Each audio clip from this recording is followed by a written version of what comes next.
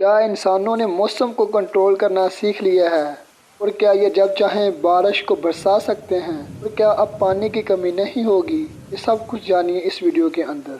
तो जी हाँ दोस्तों, इंसानों ने किसी हद तक मौसम को कंट्रोल करना सीख लिया है और क्लाउड सीडिंग टेक्नोलॉजी की मदद से अब ये जहाँ चाहें और जिस वक्त चाहें बारिश करवा सकते हैं, जिसे आर्टिफिशियल रेन भी कहा जा सकता है। और ये टेक्नोलॉजी कोई न्यू टेक्नोलॉजी नहीं है, बल्कि इस टेक्नोलॉजी पे कई सालों से काम किया जा रहा है। बल्कि चाइना जैसे मुल्क ने तो इस टेक्नोलॉजी पर कई मिलियन डॉलर्स लगा दिए हैं और अब दुबई भी मैदान में आ चुका है।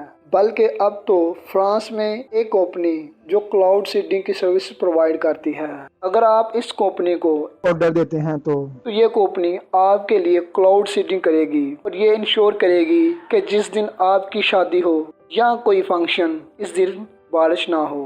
तो दोस्तों, अब आपके दिमाग में ये सवाल तो ज़रूर पैदा होगा कि जिन इलाकों में या जिस जगह में बहुत ज़्यादा कम बारिश होती है और पानी की कमी हो जाती है, या फिर ऐसे इलाके जहां बहुत ज़्यादा बारिश होती है और सैलाब आते हैं जिससे बहुत से नुकसान होते हैं, तो क्या इस क्लाउड सीडिंग टेक्नोलॉजी को वहां इस्तेमाल किया जा सकता है?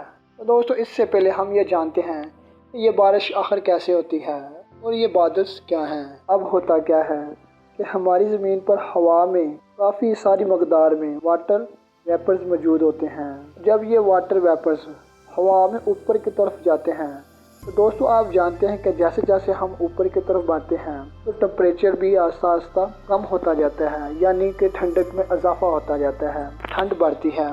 दोस्तों, जब ये वाटर वेपर्स काफ़ी बुलंदी पर पहुंच जाते हैं तो बहुत ज़्यादा ठंड होने की वजह से ये कंडेंस हो जाते हैं, यानी कि ये जमना शुरू हो जाते हैं। तो दोस्तों, होता यह है कि जब ये वाटर वेपर्स एक दूसरे के साथ जुड़ना शुरू हो जाते हैं और फिर ये जब काफ़ी ज़्यादा मकदार में जमा हो जाते हैं तो ये बादल की शक्ल इख्तियार कर लेते हैं। तो दोस्तों, एक दूसरे के साथ जुड़ने की वजह से इनका साइज़ मुसलसल बढ़ना शुरू हो जाता है। जब इनका साइज़ बहुत ज़्यादा बढ़ जाता है तो ये अपने ही वज़न की वजह से नीचे गिरना शुरू हो जाते हैं।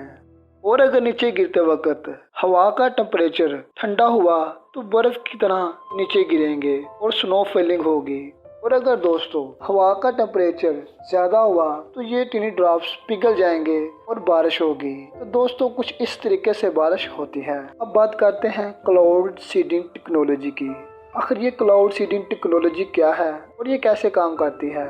तो दोस्तों, इस टेक्नोलॉजी का अवार्ड जाता है डॉक्टर शेफर को, जो कि एक अमेरिकन केमिस्ट और मेट्रोलॉजिस्ट हैं। तो दोस्तों, इस केमिस्ट ने सोचा कि ये पानी के छोटे छोटे ड्रॉपलेट्स जो कि हवा में ऊपर जाकर ठंड की वजह से जमना शुरू हो जाते हैं, अगर इन ड्रॉपलेट्स को ज़्यादा ठंडक दी जाए तो ये बहुत ज़्यादा जल्दी जमना शुरू हो जाएंगे और इनका साइज भी बढ़ जाएगा।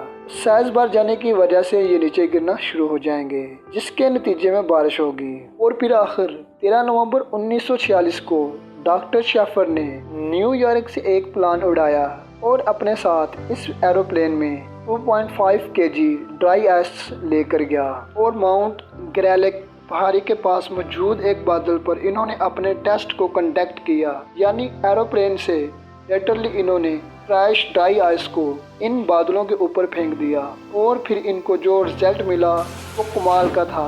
इन्होंने देखा कि अचानक से बारिश, स्नोफॉल और बारिश होनी शुरू हो गई और फिर यहाँ से हुई दोस्तों invention of cloud seeding technology की। तो दोस्तों, अब सवाल पैदा होता है, क्या ये क्लाउड सीडिंग टेक्नोलॉजी इन इलाकों में इस्तेमाल किया जा सकता है जिनमें बहुत ज़्यादा बारिश होती है या फिर बहुत ही कम बारिश? तो दोस्तों, जी हाँ, हम इस टेक्नोलॉजी को इन इलाकों में इस्तेमाल कर सकते हैं, लेकिन ये एक बहुत ही कीमती प्रोसीजर होता है, इसलिए इसको पुअर कंट्री में करना बहुत ही मुश्किल है, लेकिन नामुमकिन नहीं। तो दोस्तों, अगर आपको ये इन्फॉर्मेटिव वीडियो अच्छी लगे तो वीडियो को लाइक कर दीजिएगा और अगर चैनल पे न्यू हैं तो चैनल को सब्सक्राइब कर दीजिएगा।